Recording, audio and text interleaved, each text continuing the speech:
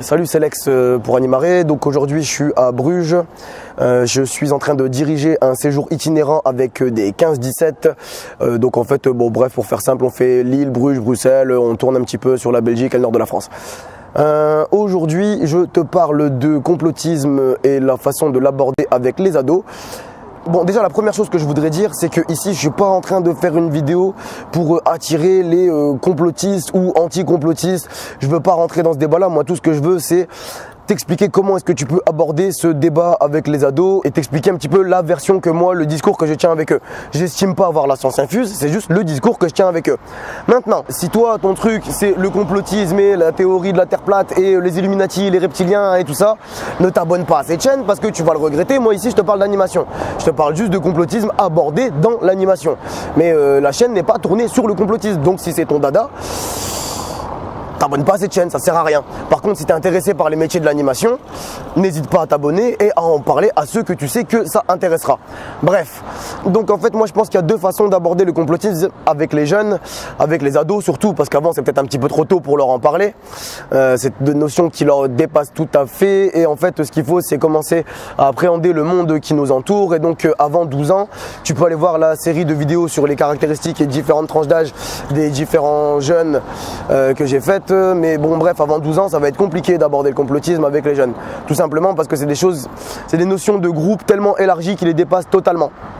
Mais bon bref, donc moi je pense qu'il y a deux versions de complotisme qui sont toutes les deux super intéressantes à aborder, hein. Il y a des gros débats à faire derrière.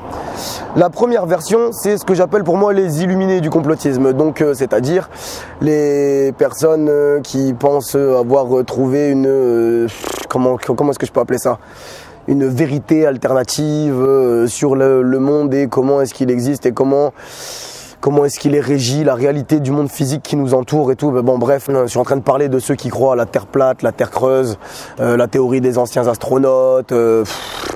Bref, je veux pas trop rentrer là-dedans dans ces trucs-là, mais ce que je voudrais te dire, c'est que moi, le discours que je tiens aux jeunes, et je vais te parler exactement comme si je parlais aux jeunes. Je pense, moi, premièrement, que quand on va parler de sciences dures, de physique, du monde qui nous entoure, donc je parle pour tous les plateux, là, la Terre creuse et tout et compagnie, là, sans vouloir aller parler des trois lois de Newton ou la théorie de la relativité d'Einstein, ou sans vouloir aller jusque-là. Déjà, si t'es pas capable de faire une règle de 3, parle pas de sujets scientifiques s'il te plaît. Juste tais-toi, tu vois, juste tu te tais parce que tu es en train d'aborder des sujets qui te dépassent totalement. Tu ne comprends rien déjà à la base des mathématiques et tu veux aborder la physique à son niveau le plus élevé? Non, juste chut. Bon, voilà. Bref, ensuite, ce que je pense, donc c'est que bon ben voilà, hein, déjà moi je te l'affirme, hein, la Terre est ronde, elle n'est pas creuse. Enfin, si, il y a peut-être des crevasses dans la Terre, il y a peut-être des zones creuses ou ce que tu veux, mais la Terre n'est pas plate. Il y a peut-être des zones plates, mais la Terre est une sphère qui flotte dans l'espace et à partir du moment où tu as quelques notions mathématiques, c'est très facile à vérifier. Tous ceux qui vont te dire que la Terre est plate, c'est qu'ils ne touchent pas une putain de bille dans les sciences dures. Ils disent juste de la grosse merde, c'est tout, point barre. Moi personnellement j'ai fait sciences de l'ingénieur, j'ai pas poussé les études après le bac, mais je t'assure que il te suffit de avoir un minimum de logique et de réflexion pour te rendre compte que c'est juste du bullshit, ces histoires de Terre plate ou ces histoires de Terre creuse ou compagnie. Tu vois, ça c'est n'importe quoi. Maintenant, ce qui peut-être se tenir comme discours, mais dont on a très peu de preuves, enfin dont on n'a pas de preuves tout court, on a peut-être des signes, peut-être oui que la Terre a été parcourue il y a quelques milliers d'années par d'autres civilisations qui étaient au moins aussi avancées, voire peut-être même plus avancées que nous au niveau technologique. Pourquoi pas? Tu sais, aujourd'hui, on le sait que si jamais demain l'humanité vient à disparaître, dans 500 ans, dans un maximum un millier d'années, les seules choses de notre trace, de notre existence qui vont rester, ce sont les bâtiments en pierre. Donc les vieux bâtiments, les vieux temples qu'il y a dans le monde entier en pierre, les vieilles pyramides, enfin oui, ça c'est ce qui va subsister.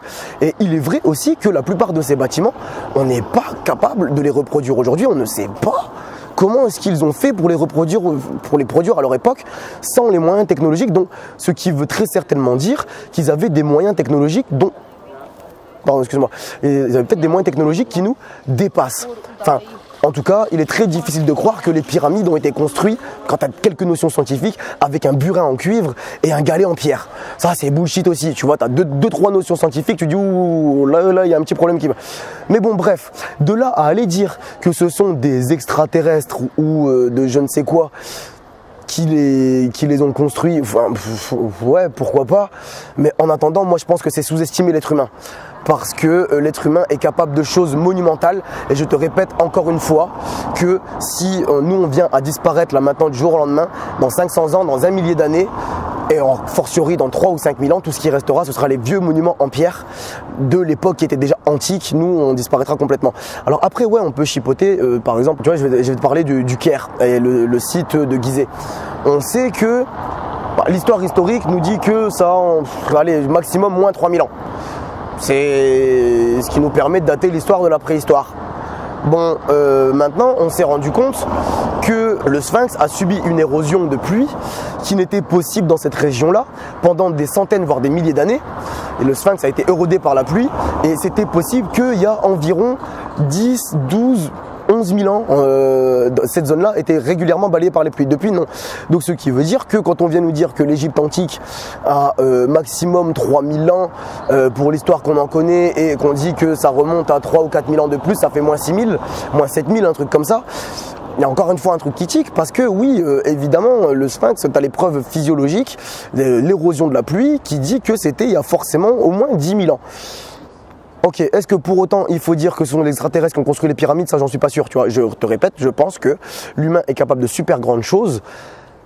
Et juste, on le sous-estime parce qu'on a besoin de se développer, de penser, avoir un côté spirituel, de ne pas rester dans notre côté rationnel. Ça, c'est l'humain. L'humain a besoin de spirituel et a besoin d'aspirer à quelque chose qui le dépasse. En attendant, si une civilisation à cette époque-là a pu construire quelque chose et on parle sur la terre entière de déluges, de cataclysmes qui ont existé, si c'était une civilisation avancée technologiquement à ce moment-là, elle a très bien pu disparaître. Aujourd'hui, on en a zéro trace, à part les vieux bâtiments en pierre qu'elles nous ont laissés, exactement comme nous, si on venait à disparaître demain.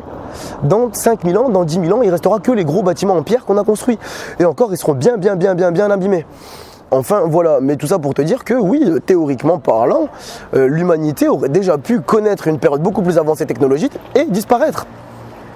Et renaître et revenir à ce que nous on connaît aujourd'hui.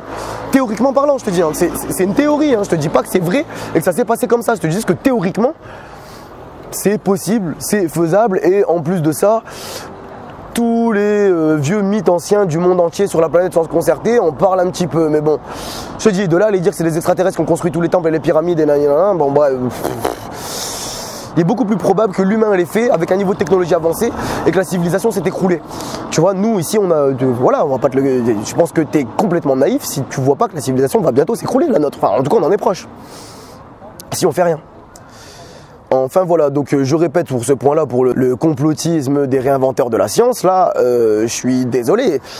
C'est juste ce que vous faites en fait, c'est juste sous-estimer l'être humain et ses capacités. Et encore une fois, je te répète que si t'es pas capable de faire une règle de 3, si t'as pas compris les 3 lois de Newton et si tu touches pas une bille à la relativité, tais-toi, tu vois, tu parles pas de la Terre plate, de la Terre creuse, des anciens astronautes, de je sais pas quoi là. Par contre, c'est super intéressant en termes d'histoire, d'imaginaire et tout, à travailler dans l'animation, hein, ça je suis d'accord. Donc ensuite, la deuxième chose que je voudrais dire, c'est au point de vue du complotisme sociologique où il y aurait un groupe, une entité secrète et cachée qui gouvernerait le monde en secret et qui aurait pour projet de le détruire et de mettre le monde en esclavage et nous coller les puces RFID et les Illuminati et les Rothschild et compagnie. Techniquement, si tu fais un drame de ça, c'est que tu n'as absolument rien compris à l'histoire de l'humanité. Toute civilisation, depuis qu'elle existe, c'est complot, tricherie, usurpation. Enfin, c'est comme ça depuis le début de l'humanité. Et ne crois pas que tu as réinventé la roue en trouvant un truc pareil. Ok, certes, oui, moi je suis tout à fait d'accord. Je pense qu'il y a une poignée de connards qui dirigent ce monde et qui ont tout intérêt à le détruire et à profiter de nous en tant qu'individus pour pouvoir justement asseoir leur pouvoir et continuer à profiter et jouir du monde sur notre dos. Seulement, c'est comme ça depuis la nuit des temps. C'est comme ça depuis la nuit des temps. Tu vois, tu n'as rien réinventé, tu n'as pas réinventé la lune, tu n'as pas réinventé la roue, c'est comme ça et pas autrement.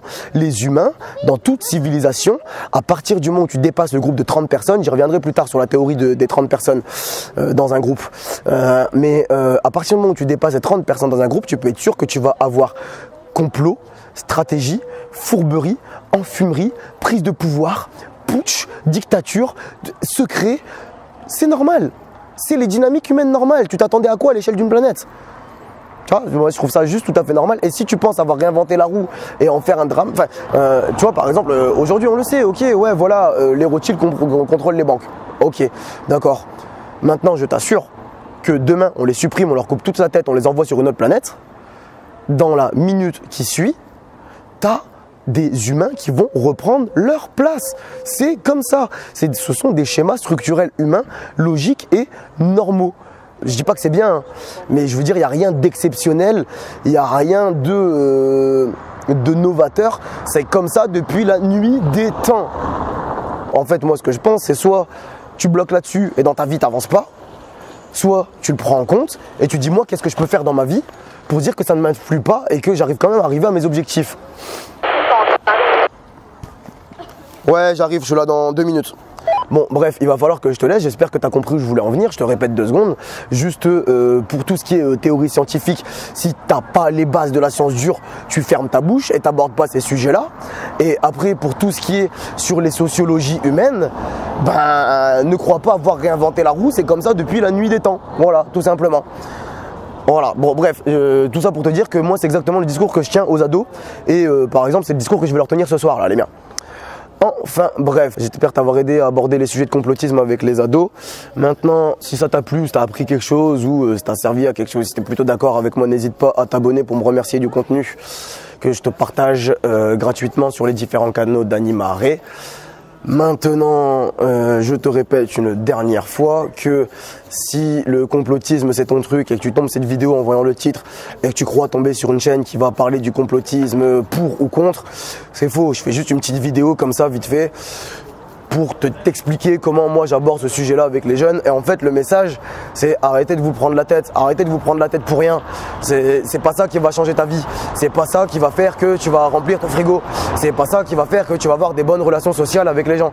C'est pas ça qui va faire que tu vas te sentir heureux et épanoui dans ta vie. Au contraire, je pense. Parce que si tu te mets à aller regarder, surtout dans la deuxième partie, là, le complotisme sociologique, à aller regarder dans la dégueulasserie la plus profonde qu'il peut y avoir chez les humains, tu vas juste finir par faire une dépression. Donc du coup, calme-toi, redescends et laisse les gens qui ont du temps à perdre leur temps.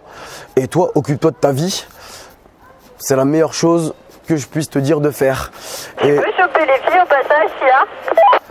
Et ouais, t'entends, ça communique. Hein. Ça, c'est une équipe qui communique. Et du coup, ce que je vais te dire maintenant, c'est que si tu veux aborder ce sujet-là avec les ados, fais super attention à ce que tu vas dire.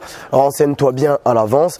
Ne va pas dire de conneries, s'il te plaît. Vérifie tes sources. Et encore une fois, si tu n'y connais rien aux dynamiques sociales humaines ou si tu n'y connais rien en sciences dures pures, tais-toi. Voilà, ce sera beaucoup plus simple. Les 2 enfants, ils sont là, ils sont avec moi. Reçu. Parfait, les loulous, vous gérez, c'est cool. Bref, moi je te laisse, je te dis à la prochaine dans la prochaine vidéo. Oublie pas, les jeunes comptent sur toi et moi aussi. Allez, ciao, ciao.